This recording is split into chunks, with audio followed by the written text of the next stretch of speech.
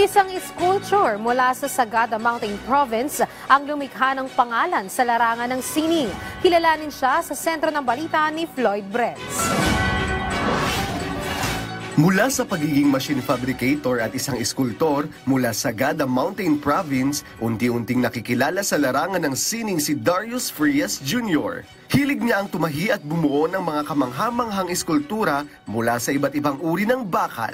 Hanggang sa nakagawa ng mga obra na kinabibilangan ng bust ni Bob Marley at isang makapangyarihang dragon. Sa kanyang natatanging husay at galing, siya ay isa na ngayong bahagi ng isang grupo ng mga alagad ng sining sa Sagada na tumutulong magturo at magbigay ng inspirasyon sa mga umuusbong na artist. Ito'y artwork ko, puro scrap nga sa motorsiklo. Nukas ito, depende yung parts nga makita. Noon niya kasla ito.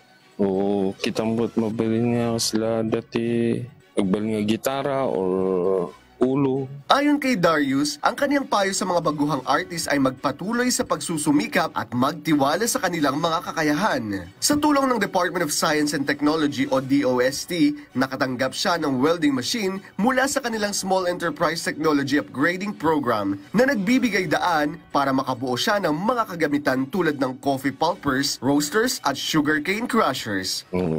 Seryoso nga kahit na maging artist.